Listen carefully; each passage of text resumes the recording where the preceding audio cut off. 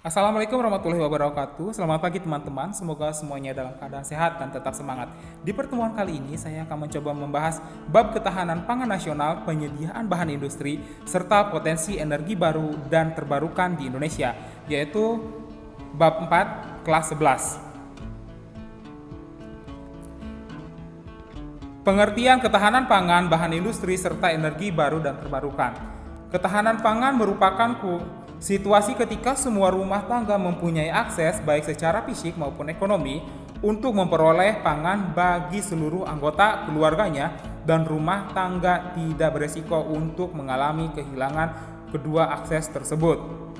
Undang-Undang Republik Indonesia Nomor 18 Tahun 2012 tentang Pangan. Ketahanan pangan adalah kondisi terpenuhinya pangan bagi negara sampai dengan perseorangan yang tercermin dari tersedianya pangan yang cukup baik jumlah maupun mutunya, aman, beragam, bergizi, merata, dan terjangkau, serta tidak bertentangan dengan agama, keyakinan, dan budaya masyarakat untuk dapat hidup sehat, aktif, dan produktif secara normal.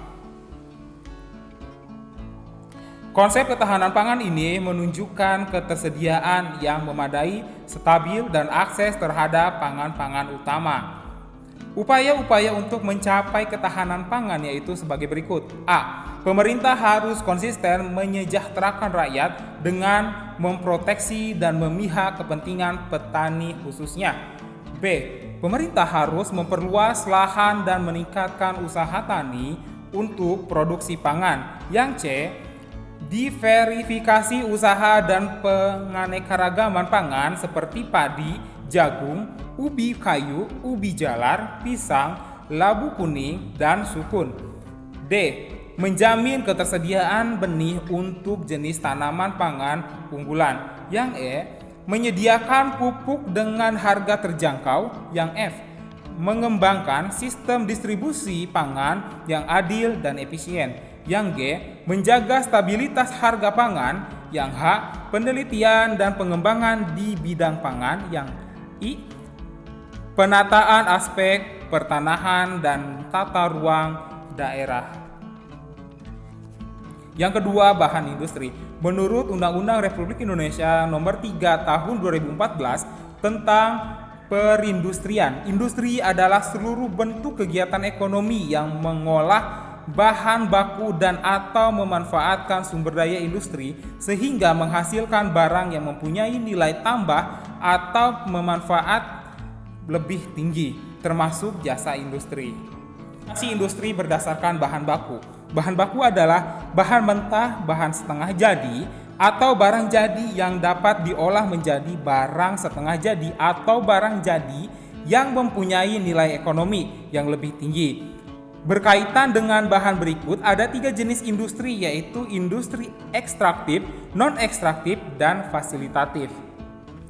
Industri ekstraktif, industri yang menggunakan bahan baku yang diperoleh langsung dari alam. Industri ekstraktif terdiri dari industri reproduksi dan industri manufaktur. Industri reproduksi adalah industri yang bahan bakunya dari alam dan hasil produksinya berupa barang-barang yang baru. Yang kedua, industri manufaktur adalah industri yang mengolah bahan baku untuk menghasilkan barang yang akan digunakan lagi untuk keperluan industri yang lainnya. Sebagai contoh, pertanian, pertambangan, perikanan, dan industri benang.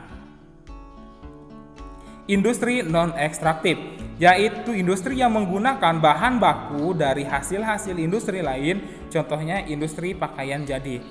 Industri fasilitatif, industri yang kegiatannya menjual jasa layanan untuk keperluan orang lain, contohnya perbankan. Energi baru dan terbarukan. Menurut Undang-Undang Republik Indonesia Nomor 30 Tahun 2007 tentang energi. Sumber daya energi adalah sumber daya alam yang dapat dimanfaatkan baik sebagai sumber energi maupun sebagai energi. Secara luas, sumber energi dapat dikelompokkan atas sumber energi terbarukan dan tidak terbarukan. Sumber energi tak terbarukan Sumber energi yang tak terbarukan adalah sumber energi yang dihasilkan dari sumber daya energi yang akan habis jika dieksploitasi secara terus-menerus.